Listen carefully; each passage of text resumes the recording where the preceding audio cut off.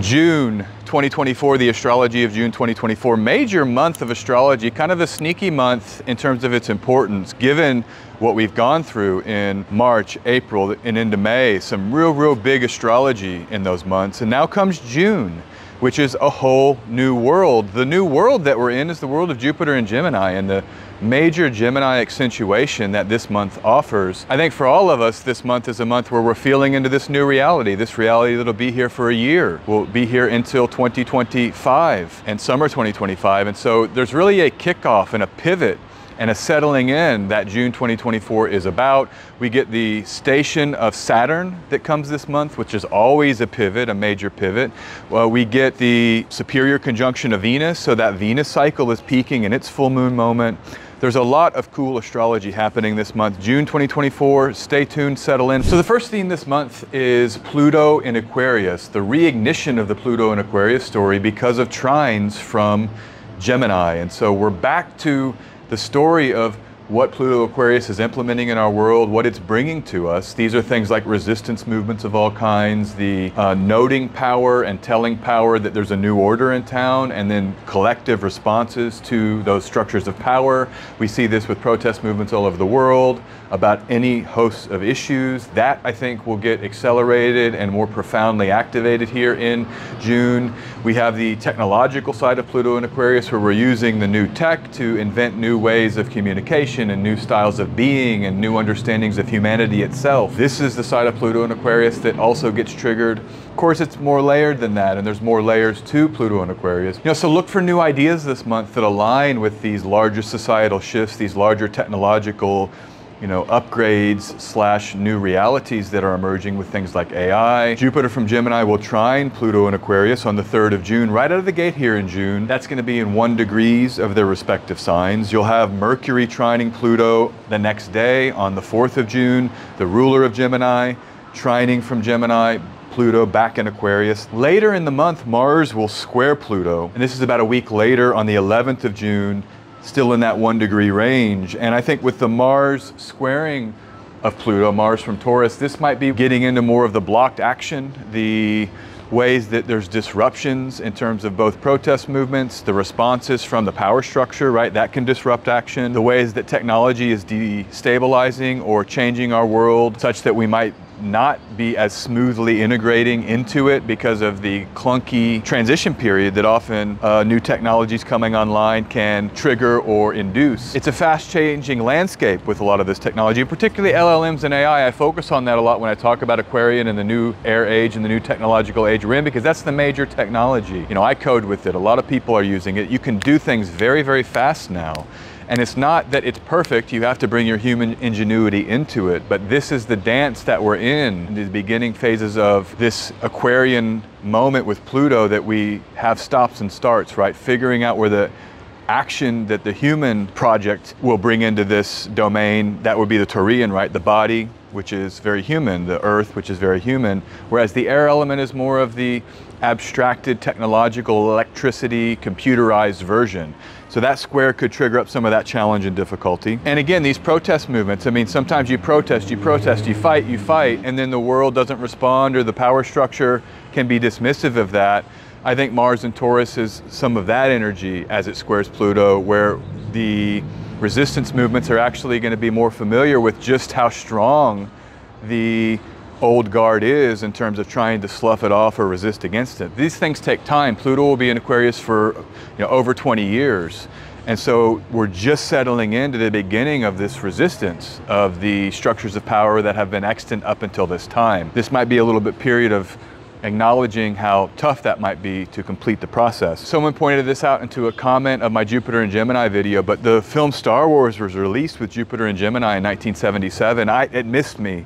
That was lost in my research. I couldn't believe it when I read that. I went back and checked and confirmed, yes, Star Wars was released during Jupiter's initial stint in Gemini in 1977. Hugely important as a symbolic expression of the expanding the air, right? Expanding the technology. And so I think we can think about the moment we're in, not just in terms of cultural artifacts emerging that are similar to Star Wars, like sci-fi. I've been watching that show Dark Matter on Apple Plus or Apple TV or whatever it's called. Very cool. Very great acting, Jennifer Connelly. And just think about it in this way, like, yes, we as a society and a collective, the matrix that we're in, if you think about it like a simulation, occasionally software upgrades will be delivered to the simulation. And that's what Pluto and Aquarius at one level is giving us, an upgrade to our software, so that the collective technological embedding, or what we're embedded in terms of the technological structures of the society, those are all getting upgrades here, with the air element being activated on a whole host of levels using a whole number of techniques. And so I think June is a great month to simply reflect, like, where are you at with technology over the last few years? Really since 2020, and we had the Saturn in Aquarius, Jupiter in Aquarius conjunction that kicks off this age of air. How are you interfacing with these tech upgrades? How are you doing with this age of air? I feel like June 2024 is maybe the best month all year to check in with your relationship to technology, as you have a stellium and Gemini trining Pluto in Aquarius.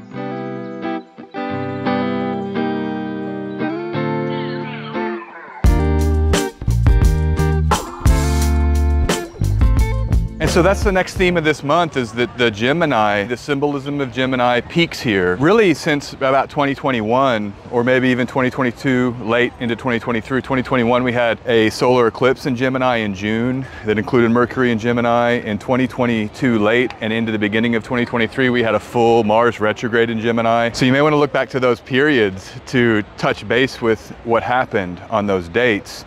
But here again, in 2024, we get maybe the best activation of Gemini that we've had in some time, because you'll have Mercury entering. Mercury enters Gemini on the 3rd of June, right at the beginning of the month. The ruling planet of the sign of Gemini then emerges there to take care of. So Mercury comes to Gemini to take care of all the planets there. The ruling planet of the sign in the sign means that those planets rely on Mercury for protection. What is Gemini and what are Mercury? Dialogue, fast moving, things shifting, things changing, being able to keep up with the pace of change, using the powers of the intellect and the mind, the powers of logic, the powers of vocabulary and articulation. That is all the Gemini energetic at some core level. We can use those powers here in June. It'll become one of the areas of our lives that maybe can run smoothest, that we can rely on to get through this month. So think about when you were a child and you were on a road trip with your parents. In America, you just pile into the car and you drive hundreds and hundreds of miles. And the child is known for, and I certainly was like this as a child, you look out the window, Daddy, Mommy, what's this, what's that? The child wants to describe and assign linguistic categories to all of the new things that the child is seeing. That is what the month of June very well may be like. We're going to be here saying, look at this, look at that. Here's the word that is accurate to describe these fast-moving unfoldments in our reality. Remember that Mercury is a magician. Mercury is a magical planet of deploying magic. What is magic? We change the outer reality to reflect the will. We use techniques that are magical to make life alter in the ways that we hope for it to alter. It's a technician of flow and reinvention, constantly morphing to better meet the conditions and the needs of the circumstances around it. And that's what language is. Language is a magical technology. With the deployment of language, we name things and then we sort of call them into being and call them into existence. So I would encourage you this month to use your magical notation powers, things like writing down your goals. That might be a way to translate this into some more practical or more, less ethereal models. So what are some examples of this maybe in history, or some other things we can turn to? There's this thing that Leonardo da Vinci made, the Codex on the Flight of Birds. Leonardo was obsessed with human flight, but part of his prep work for that was watching birds, watching the structures of their bodies, and he took detailed notes, detailed observational notes about how birds flow. And that, of course, was important in the movement of humanity into flight, right? The air element. So look for this model in your own life. What kind of detailed notations and plans can you make? And it fits with this idea of Mercury is magic, because when we see and then we put into form in terms of a thought or an image or a word, the reality then can become possible when we use Mercury as this kind of magical manifesting force in terms of literally getting pen to paper. So check out that Codex from Leonardo. So like I said, Mercury enters Gemini right at the beginning of the month, the 3rd of June. The day after, Mercury will conjoin Jupiter right there in the 3rd degree or 2 degrees on the 4th of June. I think that moment on June 4th with the Mercury-Jupiter conjunction can bring the ability to articulate some of the vision. Like I was saying earlier, where do you want to be, for example, Jupiter in Cancer next year, Jupiter in Leo the year after. You can use Jupiter and Gemini, and particularly this conjunction of Mercury and Jupiter and Gemini, to get it on paper, get it into detail, your vision, that long-term place that you'd like to go. The new moon on the 6th of June will be a moment to seed all of this Gemini energy. This is a wonderful new moon, almost as good as the one last month, maybe better. You have the ruling planet of the new moon in Chariot, protected from the rays of the sun. You have both benefics there with the new moon. So it's again the same planets in the sign of the new moon, but we've now shifted to Gemini. Chatting, feeling into knowing, sharing ideas, articulation, all major themes here. There's a new birth in maybe your Gemini sector, so check that whole sign house in your chart. The one hurdle with this new moon that last month's Taurus new moon didn't have is now we get squares to Saturn, and it's a major theme of this video. Saturn from Pisces squaring Gemini. And so it adds a layer of pressure with Saturn being in an unarticulable sea and trying to find our footing in that unarticulable sea. And now we're, with the Gemini placements, able to talk about it. And so look for that to be productive, of expressing what up until this time hasn't been able to be expressed. So, you know, this Gemini pileup, I think a good analogy might be the notion of language immersion. You know, you learn a language by being thrown into something that you don't understand, but you're studying in the books. It's only through that little bit of chaotic, non-logical understanding, Saturn and Pisces squaring all of this stuff in Gemini, that we can begin to lay that foundation of some kind of linguistic communication. Because all language is poetic in a way, all language is full of idiom, and you're having to learn this kind of Piscean bedrock, Saturn and Pisces, of a language, of a new form of expression. Don't sleep on astrology as a big topic here in June. I know a lot of you out there are astrology students, you're studying astrology, you wouldn't be watching this channel if you didn't have some kind of interest in it, but those of you that are more serious students, this is the month to really get into your astrological training. Get the book, get the course. And I don't have courses, so this isn't even me trying to sell you a product. I mean, it's just time where astrology and the astrological knowledge set has a lot of transiting support here. So I would encourage you to embrace that part of your unfoldment if that's where you're at. It's because Mercury is the planet of astrology. You open up an ancient text, Mercury, communicator of the gods and interpreter of the planets, basically something like this. Even though Mercury is under the sun's beams starting on the 2nd of June, and it emerges from the sun's beams on the 28th, so basically all month Mercury is not visible. It's still in its chariot, that Retrograde, the Egyptian technique. When a planet is in its domicile exaltation, Egyptian term, maybe triplicity, is protected from the effects of being not visible. So we have a charioted Mercury. The sun in Gemini conjoins Mercury on the 14th of June. The superior conjunction, Mercury moving direct and getting ready to be reborn as an evening star by the end of the month on the 28th of June.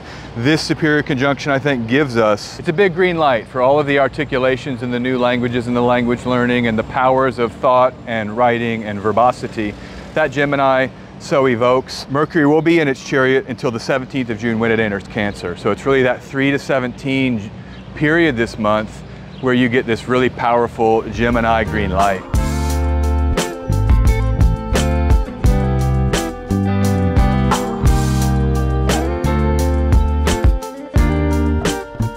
Next theme, the Venus cycle peaking. This is like the full moon of the Venus synodic cycle with the sun. It arrives here right in June when the sun conjoins Venus on the 4th of June, right at the beginning of the month. This Venus cycle, this Venus star point cycle, began last summer with that retrograde of Venus in Leo, that full retrograde and that inferior conjunction rebirth in Leo, which happened, 13 August last summer. There's a fullness with that. So go back and think about what was born along the lines of love and connection and togetherness, and whatever Venus is doing in your chart.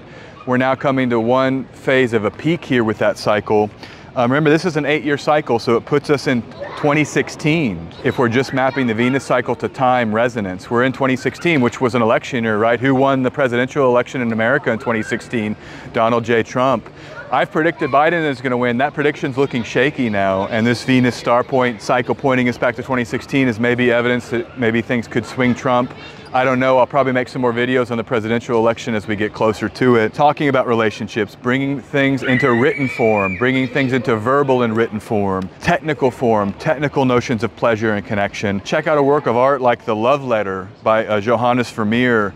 it shows, it's a beautiful painting, but the woman she's playing some kind of musical instrument, and someone has just handed her that love letter, and she's kind of in anticipation of what her love or lover might be communicating to her in words. And this is another reason why 2024 June is the peak of the Gemini goodness, you might say. Venus conjoins the sun right here in Gemini, right here in June 2024 on the 4th. So next theme of 2024 June is the downshift that comes with Mars entering Taurus. Mars will enter Taurus on 9 June, and it will leave on 20 July. So we have a whole period this summer of the restful Mars, the blocked Mars maybe, but the Mars that's forced to sit on the couch. It's the athlete that's forced to be benched, right? Doesn't want to be benched. I was that basketball player in high school. They benched me sometimes, and I was like, I want to play, coach, please let me play.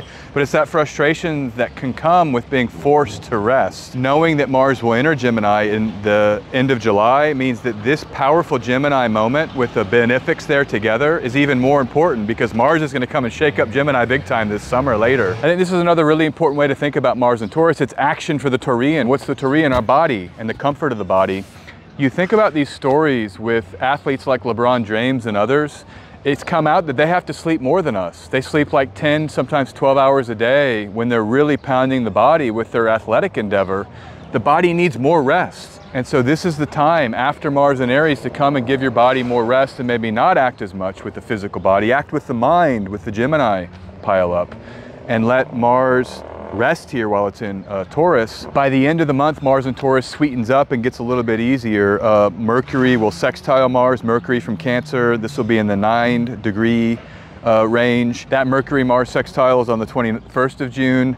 The end of the month, the 29th of June, finishes with Venus, 14 degrees Cancer, sextiling Mars, 14 degrees Taurus. So it's received by its domicile lord with this beautiful Cancer-Taurus sextile. We have some thematics here at the end of the month to settle into our home and comfort with the two planets of relationships and sensuality, Mars and Venus, really doing well to communicate here. So look for your relational comfort theme to become more prominent here, maybe the last week of the month or towards the end of the month. Next main theme, June 2024, is the Saturn squares, Gemini to Pisces. I've already talked about this somewhat in this video, but I want to come back in and layer some specifics in.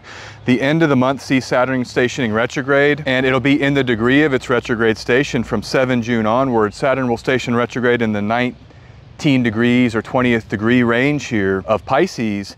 And that's a huge, huge deal. I mean, ancient astrologers, this was like #1 on their list for world events to trigger and major pivots in the reality to occur when Saturn is stationing, either direct or retrograde. And we get that here in June 2024 all month as Saturn basically is stopping.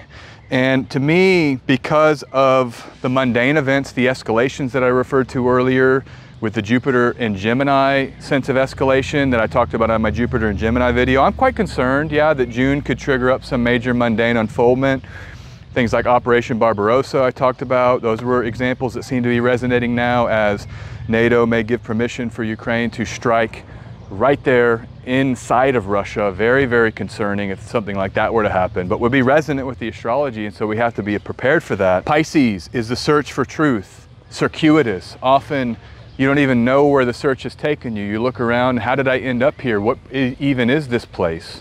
There may be feelings of that here more than ever in June 2024. So the unknown path meets the significations of Saturn, like fear, of anxiety, of separation. So look for that a little bit here, especially if world events begin to pop off. It's like a fear moment of mutability. Saturn, mutable Pisces, all the placements in Gemini, mutable air. It's like, what is even happening in our reality? I think we'll get a dose of that majorly in June 2024 with this pivot of Saturn. And that's the power of using the Gemini accentuation, is that we might be forced to talk about deeper fears. We may be forced, Saturn, forcing that Gemini to take on and use its Gemini facilities to come back into the Saturn and Pisces story. I would be quick here in June to try to articulate some of the fears and some of the unknown. It's unknown, well, let's try to make it known through the powers of Mercury and Gemini, the powers of writing, the powers of speaking and thinking and dialogue. Venus squares Saturn, 19 degrees Gemini, 19 degrees Pisces on 8 June. The Sun squares Saturn, 9 June the next day, and then Mercury squares Saturn, 12 June. So it's that little pocket of about 4 days in that first half of June that might peak here with the Saturn squares. One analogy I thought was apropos, Plato, the allegory of the cave. The Gemini, you see the fire producing images on the wall, that would be the Gemini, but it's somehow triggering up, where is it coming from? Who's projecting the images? And then that guy gets up and goes out to find out who's projecting the images, and then discovers these real deep truths about reality. That is a big part of this moment here, June 2024. Pisces, Saturn squaring many planets in Gemini.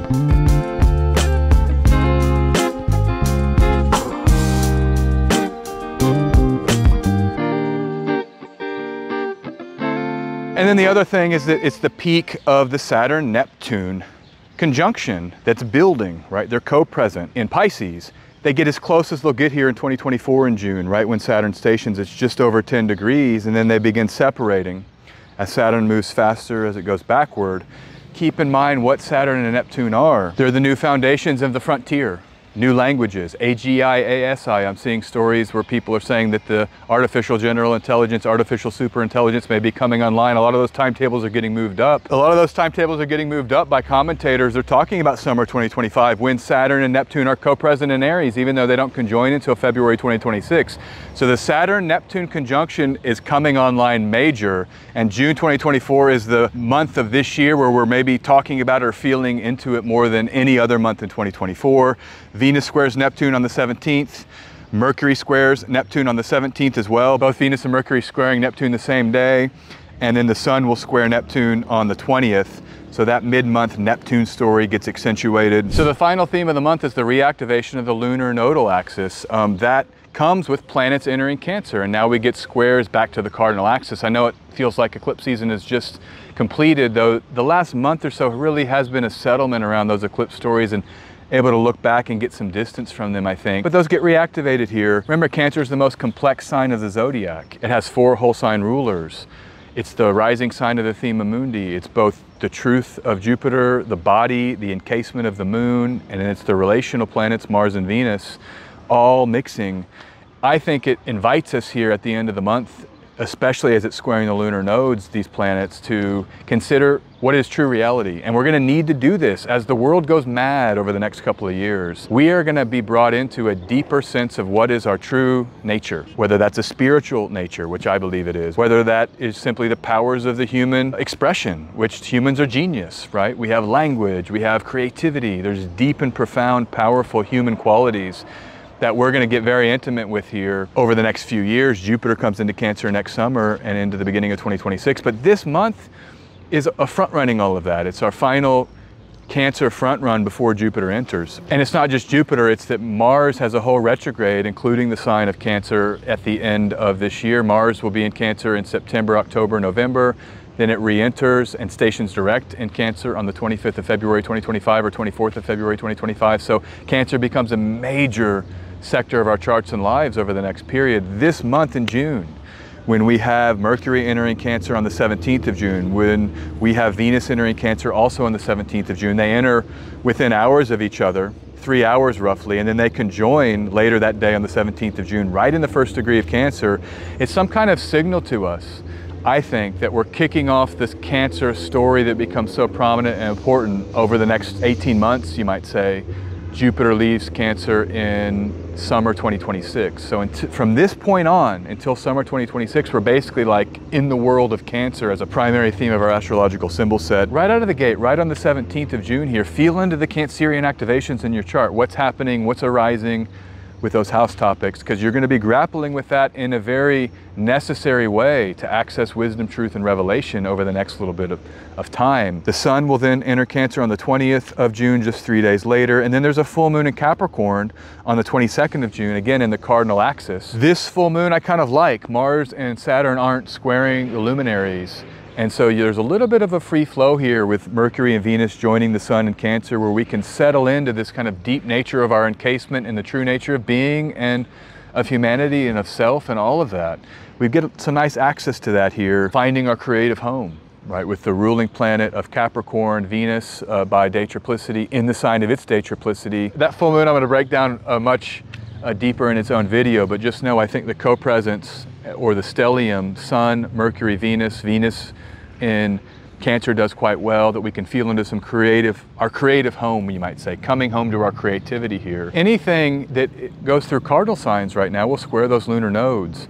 And so this whole period of the last third of June and then the first 2/3 of July is very much about activating. And we're talking about a reactivation and a check-in time of the eclipse story, but specifically Mercury will square that north node or Rahu on the 23rd of June, and then Venus squares Rahu on the 26th of June and squares Ketu.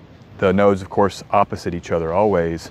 So just look for that. The idea with cardinal eclipses is that we're fated initiations. And I think we've seen that, at least with the mundane astrology, with the war in the Middle East, a fated trigger that defines everything. I mean, the politics in America defined by that, the politics in Europe defined by that. But your personal life also has some fated initiation, especially if you're cardinal heavy, like a cardinal rising sign. So just, it's another chapter in this series of 2024, late 2023, early 2025, being about bringing you into the new adventure of your world through these cardinal eclipses. Just think about how important initiation is. And when we start things, we have rites of passage, and we're going through a kind of collective rite of passage here that will, we'll confront, we'll face, and hopefully peace emerges, and there's healing and peace and justice. My favorite two words when we start thinking about Jupiter coming into that cardinal axis next year after we finished out these eclipses. So that's June, that's the month of June. A lot happening, moving very, very fast here. These videos are designed to just go fast and extract theme. It's not deep breakdown. Check out my syzygy videos for that. Go to my website, sjanderson144.com. We can check out what this might mean for you. Click here to schedule a reading right at the top of my page. I look forward to reading for you, and have a wonderful June 2024. More than anything, feel into your Gemini sector. Saturate in the Gemini sector, because that's where the newness happens with that new moon. That's where both benefics are. That's where Mercury, the ruler of Gemini, will be. And that's the most important thing I think here to think about. I look forward to talking to you soon and continue to break down this astrology. Take care out there. Peace. We'll talk really soon. Bye-bye.